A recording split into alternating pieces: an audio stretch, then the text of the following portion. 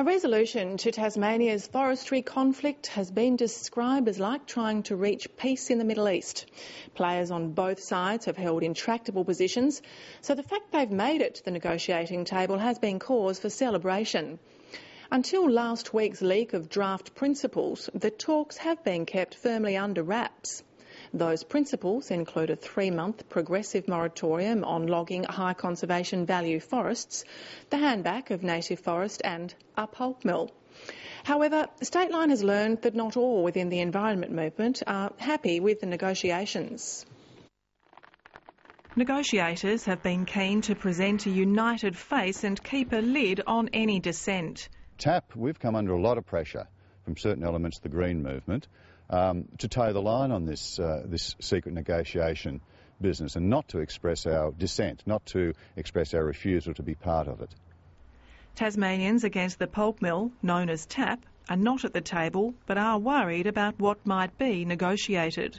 There's only one pulp mill proposal on the table, and that's the Tamar Valley pulp mill. Stateline has learned there is broader dissent from members of Tasmania's peak environment group at the negotiating table. Environment Tasmania has a key role at the round table. There have been 4 resignations from its management committee in recent weeks. Chairman Peter Hay says his reasons were personal. In his letter of resignation, Secretary Kevin Knowles from the Meander Valley said, "I'm a strong believer of a peak body that represents and assists all environment organisations in Tasmania. I also believe in openness, transparency and due process. ET has failed to do this." He added, "I have serious concerns of the outside influences that are running the ET agenda and the legal ramifications involved with ET association with non-member organisations."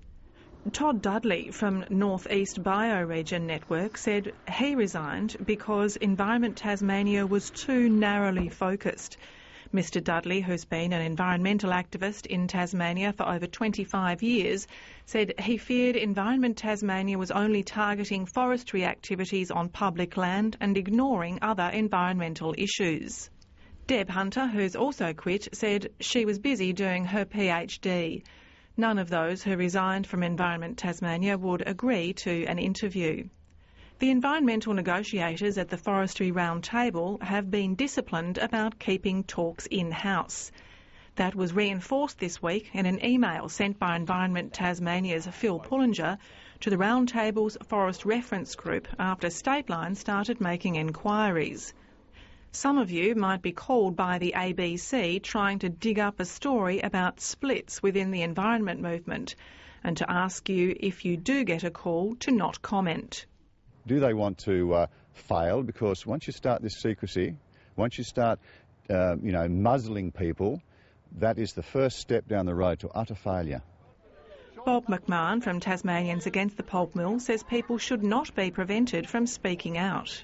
We have a particular view, and it's based upon our experience in Tasmania over the years, is that there's far too much dealing being done behind closed doors, too many under-the-table type arrangements, too many cosy relationships. No, we are very much opposed to the whole idea of secrecy. Secrecy breeds suspicion. Also leaked to Stateline were minutes of a meeting held by the Forest Reference Group a couple of weeks ago. Those minutes included a vote on whether biomass or plantation residue could be burned for renewable energy certificates. Some concern was expressed to Stateline that the vote was recorded differently to how it was in fact made. In his email to the Forest Reference Group advising members not to speak to the media, Environment Tasmania's Phil Pullinger warned, a former participant in the Forest Reference Group has been involved in leaking to a journalist at the ABC some specific discussion points of a previous Forest Reference Group meeting, which is obviously totally unacceptable. Bob McMahon says they've got a caucus mentality like major political parties which expect members to vote as a bloc. Reminds me of a few totalitarian regimes, actually, Ellie. I think it's a disgraceful state of affairs, and this is precisely what we're objecting to. Bob McMahon fears the negotiations are too one-tracked. You've got, let's say, the environment groups going for a glittering prize, which is the cessation of all native forest logging, and you've got the industry going for their glittering prize, which is the Tamar Valley pulp mill. You put them both groups into a room, where do they meet? You know, who compromises with whom? Among the concerns expressed to Stateline were that native forest logging was dominating negotiations. Some of the environmental groups said they were not opposed to selective harvesting, just the current scale of it. Others feared it will mean an increase in plantations to provide stock for a mill. Recently formed Our Common Ground has also had casualties. Former State Labor Forests Minister Andrew Lowry said he was no longer actively involved. St Helens doctor Alison Bleaney admitted she has left Our Common Ground. She said it was difficult to work out what they were doing and that she was concerned about the group's focus and processes. Leslie Nicholson, a campaigner from North East Tasmania concerned about the spread of plantations, also confirmed she's no longer with Our Common Ground. None of those who have resigned from Our Common Ground were prepared to be interviewed. Some environmentalists who spoke to Stateline were concerned about the relationship between Our Common Ground and Environment Tasmania.